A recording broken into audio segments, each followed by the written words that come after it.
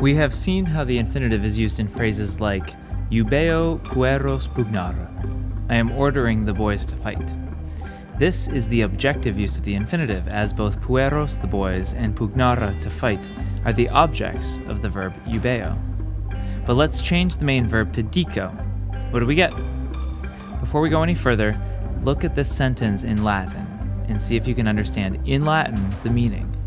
You'll want to translate, you really will, but comprehend it naturally first. We'll talk about the grammar in a bit.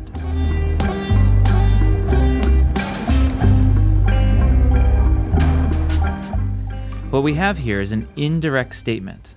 A statement relayed indirectly, just like how an indirect command is a command relayed indirectly, and how an indirect question is a question relayed indirectly. But unlike those, the indirect statement uses the infinitive, not the subjunctive.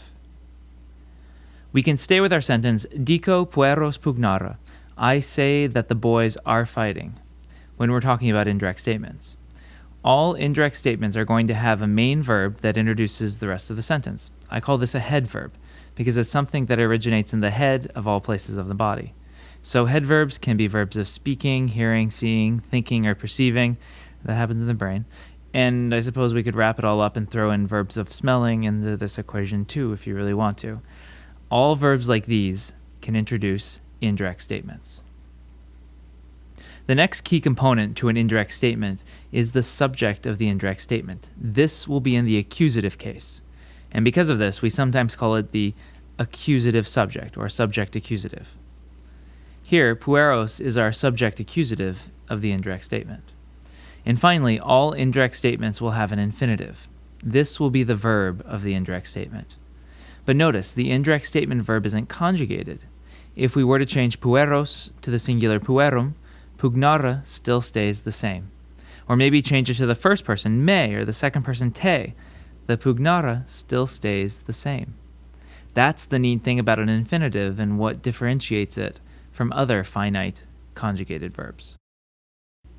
Now's the fun part. How do we translate this indirect statement into English? I say that the boys are fighting. What you have to keep in mind is that English typically throws a that after the head verb.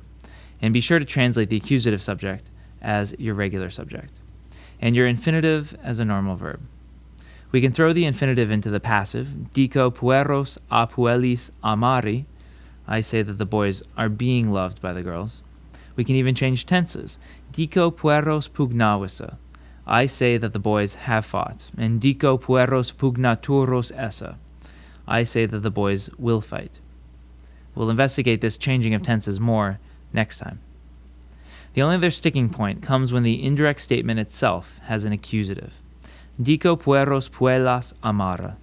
So who's loving who here? In situations like this, even the Romans would have been confused if it weren't either obvious or follow a particular pattern. You can almost always guarantee that your subject accusative, that's the subject of the indirect statement, will be the first accusative listed, and what we call the object accusative will be the second accusative.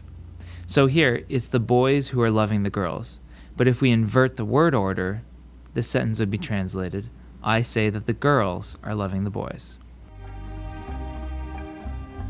We'll explore using different tenses of infinitive in indirect statements next time.